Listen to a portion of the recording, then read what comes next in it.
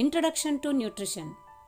Observe these videos in which the different organisms are taking their food, like caterpillar, a bird, a deer, and a human being.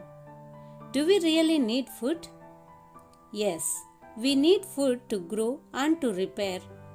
In general, vast varieties of food is taken by various organisms ranging from unicellular organisms to multicellular organisms.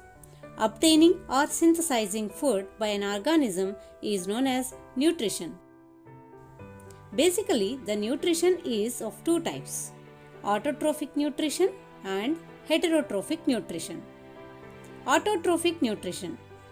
Some organisms like plants, by using light as energy source, by acquiring gases like carbon dioxide, water and minerals from soil, synthesize complex substances such as carbohydrates, proteins, lipids, etc. They serve as energy source in the form of food for all the living organisms on this earth, directly or indirectly. This mode of nutrition is known as autotrophic nutrition. Heterotrophic nutrition. Some organisms obtain food from other organisms, that is, they depend on other organisms for food. Such mode of nutrition is known as heterotrophic nutrition. It is of three types: holozoic nutrition, saprophytic nutrition, and parasitic nutrition. In general, only the plants are considered as autotrophs, but there are some chemosynthetic bacteria like nitrobacter, sulfur bacteria, etc. They also have to be considered as autotrophs because they use some inorganic compounds to synthesize organic substances which serve as energy source for bacteria. Photosynthesis. Earlier, von Helmont and other scientists believed that the plants get their food material not only from the soil but also from other sources like water. Later, several works have been done to reveal the requirements and products of photosynthesis. Let us go in detail. Let us learn the basic definition of photosynthesis. The green plants, in the presence of sunlight, by acquiring carbon dioxide from atmosphere, water and minerals from the soil, produce organic substances such as glucose. Meanwhile, oxygen is also being produced. Glucose is utilized for its growth and development and also stored in the form of starch for further usage, whereas oxygen is released into the atmosphere. This process is known as photosynthesis. Chemical equation representing photosynthesis. Earlier, a simple chemical equation has been proposed by C. B. van Niel by his observation on purple sulfur bacteria. That is, carbon dioxide plus 2H2O gives rise to CH2O plus H2O plus oxygen. This explains that one molecule of carbohydrate to be formed, one molecule of water and one molecule of oxygen are produced. He proposed this equation by his study on purple sulfur bacteria. He also found that light plays an important role. Instead of water molecule, he has used hydrogen sulfide as a starting material. Hence, instead of oxygen, sulfur has been released. He related a similar process to be happened for the photosynthesis and proposed the above said equation. But later, a scientist named Robert Hill showed that oxygen is released from the water and modified the equation as 6CO2 plus 12H2O gives rise to C6H12O6 plus 6H2O plus 6O2. With this equation, it is assumed that glucose is going to be the organic substance which is formed as a result of photosynthesis, and it is going to be the food resource for all the living organisms on this earth. Presence of starch in the leaves. We have already learned that we take wide varieties of food items. From where do we get all these food? From plants? Yes, we get all the ingredients to prepare food from plants. We have already learned that the green leaves, by trapping the solar energy as well as carbon dioxide and water, synthesize glucose, which in turn convert into Starch. Now our task is to test the presence of starch in the leaves. For this, we need to do the experiment. Experiment to test the presence of starch. The requirements for this experiment are beaker with water, stand and burner, test tube with a leaf and methylated spirit. Now let us see the procedure to conduct this experiment. Take a beaker with water, place it on a stand and boil the water with the help of a burner. Now take a test tube, fill it with methylated spirit and immerse a leaf inside the methylated spirit. Place this test tube in the water bath. After some time, the spirit starts boiling.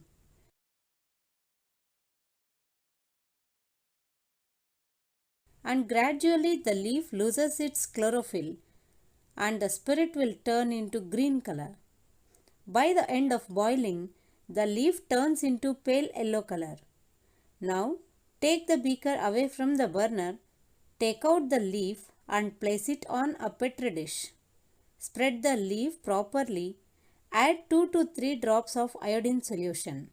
We can observe the blue-black colored patches on the leaf.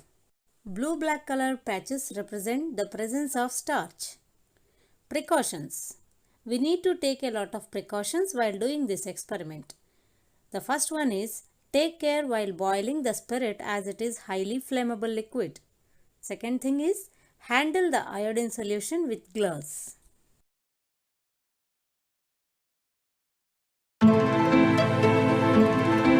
Mohs-Half-Leaf experiment. Is carbon dioxide necessary for photosynthesis? As we all know, the plants are said to be the natural doctors for the environment as they take much of carbon dioxide and leave oxygen for life on the earth. Of course, it is proved in Joseph Priestley's experiment. He reported the first evidence that gases participate in photosynthesis. He had done an experiment with candle, mouse, plant and bell jar. He has taken a bell jar which is airtight, placed a candle inside it. After some time, the candle puts off. Next time, he had tried with the candle along with mouse. This time, the candle puts off as well as the mouse fainted due to the suffocation. But the next time, he had introduced a plant along with mouse and candle. This time, the candle did not put off and the mouse is also very active. So with this simple experiment, we can easily conclude the role of gases in the process of photosynthesis. With this observation, he had proposed that the plant's growth releases the gas which is required for the life and absorbs the gas which is not preferred for the animal life. What for the plants take carbon dioxide? Is it for photosynthesis? Let us conduct an experiment to prove that carbon dioxide is necessary for photosynthesis. The requirements are potted plant, wide-mouthed bottle, splitted cork, potassium hydroxide and the starch test equipment. Take a potted plant. Before conducting the experiment, it has to be destarched because we are going to predict the result on the basis of presence of starch. So if the starch exists already in the plant, we cannot get the proper result. So before conducting the experiment, we need to remove the starch which is already present in the leaf. To do so, we need to keep the potted plant in a dark room for a week. When it is kept in the dark room, we can ensure that there is no any further synthesis of carbohydrates, as well as the existing carbohydrates will be utilized for several metabolic activities. And remember to water the plant regularly. So when we keep this plant for a week in a dark room, most of the starch will be utilized for several activities. And we can ensure very minute or less or negligible traces of starch in the leaf. So after destarching the plant, take the plant out of the dark room. Take a wide-mouthed bottle along with potassium hydroxide. Why do we take potassium hydroxide? Potassium hydroxide reacts with carbon dioxide and evacuates it from bottle so that carbon dioxide can be made unavailable for the leaf. Now, insert one of the leaves of the plant into the bottle through the mouth. Fix a splitted cork to the mouth of the bottle so as that the leaf has to move through the split without damaging the leaf. Apply Vaseline at the mouth of the bottle to prevent the entry of air. Keep this arrangement under the sunlight for several hours. After completion of the experiment, take the leaf which is made unavailable of the carbon dioxide as well as another leaf which is provided with all the requirements of photosynthesis. Conduct starch test for both of these leaves. After conducting the starch test, the leaf A, which is made unavailable with the carbon dioxide, shows the traces of starch or the bluish black patches on the part of the leaf which is outside the bottle. Whereas in the leaf B, the bluish black patches appear throughout the leaf. With this, we can prove that carbon dioxide is one of the necessary requirements for process of photosynthesis. Precautions. While doing this experiment, we need to take several precautions. The cork has to be fixed very tightly and applied Vaseline to prevent the entry of carbon dioxide. And also, better to take potassium hydroxide pellets rather than solution to get proper results. Light and photosynthesis. We take food to gain energy because the food is oxidized in our body to release energy. What is the source of energy in the food then? The scientists try to reveal the source of energy by putting oxygen back into the atmosphere. It means if the plants form oxygen, they have to get energy to make it possible. This led to the question that where did energy come from? A Dutch scientist, John Ingenhousz, studied the release of oxygen in the presence of light. He did an experiment with hydrilla plant and observed that under bright light small bubbles are released from the plant, while in dark they did not form. He also found that the gas present in the bubbles was oxygen. Let us see that experiment with aquatic plant. For this, we need a beaker, a funnel, a test tube, hydrilla or any other aquatic plants, water, matchstick, etc. Place the plants in a short stemmed funnel and keep it in a beaker. Pour the water in the beaker. Invert the test tube which is full of water over the stem of the funnel. Place this apparatus under the sunlight for at least 2 to 3 hours. The air bubbles rise from the plant and move towards the base of the test tube by replacing the water from it. After several hours, take out the test tube carefully and introduce an incense stick inside the test tube. It will be observed that it would burst into flames or it glows brightly. This confirms the presence of oxygen in the test tube which is released from the plants.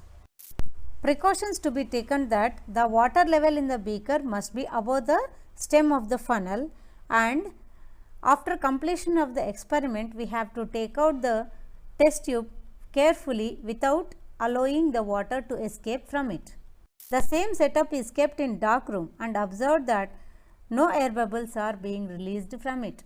This emphasizes the importance of light in photosynthesis. It was further confirmed when Engelmann used a strand of algae and exposed it to different colors of light. He detected maximum rate of photosynthesis under sunlight. He used algae exposed to different colors of light. In his experiments, he observed two things. The first one is algae released more air bubbles in red and blue color light. He also observed that oxygen sensitive bacteria crowded around the algae under red and blue light. With his observations, he concluded that the light plays a major role in releasing oxygen, that is, in the process of photosynthesis. It is also proved with an experiment that light is necessary for photosynthesis, in which a part of the leaf is covered with a black paper to prevent the light to focus on it. So before going to do this experiment, the plant has to be discharged and select a leaf from the plant. Fix a black paper on both sides of the leaf. Arrange this setup under sunlight. After testing the leaf, it is observed that only the part which is focused to the light turns bluish black, but the part which is prevented with the light does not turn bluish black. This proves that light is necessary for photosynthesis. John Ingenhousz observed the release of air bubbles from aquatic plants is more under sunlight. Along with that, he had also proposed that only green plant pots could carry out the process of photosynthesis. Then what about the plants having colored leaves? How the new leaves which are red in color turn green later? Why is it so? Do the animals which are green in color perform photosynthesis?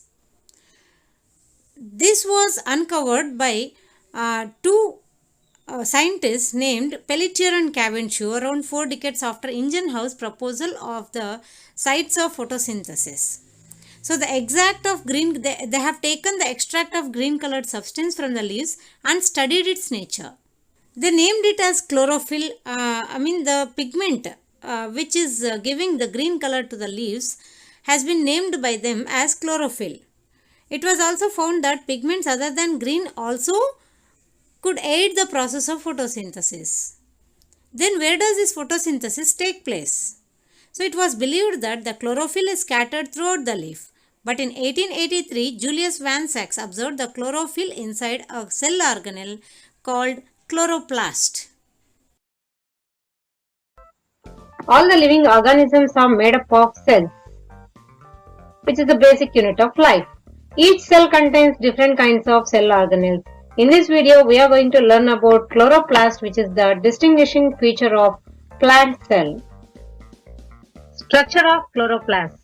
Chloroplasts are the membranous structures consisting of outer membrane and inner membrane, inside which there is a fluid substance which is known as stroma. The stroma contains several fat globules, starch particles, as well as much more enzymes which are required for the process of photosynthesis. There are round and flattened structures which are known as thylakoids. These thylakoids are arranged one above the other to form the stacks of thylakoids which are known as grana. These grana are joined with the lamellae. The chlorophyll and other pigments are embedded in the thylakoid membrane to form the reaction centers. These reaction centers trap the solar light to provide the energy for the process of photosynthesis. Structure of chlorophyll. Chlorophyll is the pigment that traps the sunlight. This is embedded in the thylakoid membrane. The main element in the chlorophyll is magnesium. So chlorophyll is nothing but the cycle of porphyrin bonded with the magnesium. As it reflects the green light, it looks green in color. The plants look green due to this pigment. Basically, the chlorophyll is of two types, chlorophyll A and chlorophyll B. They trap the solar energy to the maximum extent at different frequency levels. Mechanism of photosynthesis. Photosynthesis is the process in which the green plants, utilizing the sunlight as energy source, synthesize the complex organic substances like glucose from simple inorganic substances like carbon dioxide and water. It is represented with the following chemical equation. 6CO2 plus 12H2O gives rise to C6H12O6 plus 6O2 plus 6H2O. Photosynthesis takes place in chloroplast. It majorly involves three events. The first one is absorption of light, photolysis, and conversion of light energy into chemical energy. Photosynthesis process can be explained as two main reactions, light reaction and dark reaction. Light reaction takes place in grana, whereas dark reaction takes place in stroma. Light dependent reaction, that is light reaction. Light plays a major key role in light dependent reaction or light reaction. A series of chemical reactions take place immediately after light trapping. It is also known as photochemical phase because it occurs under the sunlight and followed by several series of chemical reactions. It occurs in 3 steps. The step 1 is absorption of light. Step 2 is photolysis of water. Third step is formation of energy rich compounds. Let us see one by one. Step 1. It starts in the granum thylakoids. It starts with the absorption of light. The chlorophyll, which is present on the thylakoid membrane, absorbs the sunlight. When this chlorophyll on exposure of sunlight or light energy, it becomes activated. Immediately after it receives the sunlight, it gets activated by absorbing the photons. Step 2. It is the photolysis of water.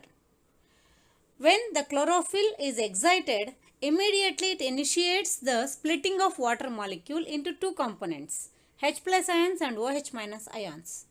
This is known as photolysis of water. Photo refers to the light, lysis means decomposition. Under the light or by the initiation of light absorption, the water molecule splits into 2 components. That is called as photolysis of water. It was discovered by Robert Hill. Next step is step 3, that is OH minus ions after a series of steps leads to the formation of water and especially the oxygen molecule, which is released out into the atmosphere.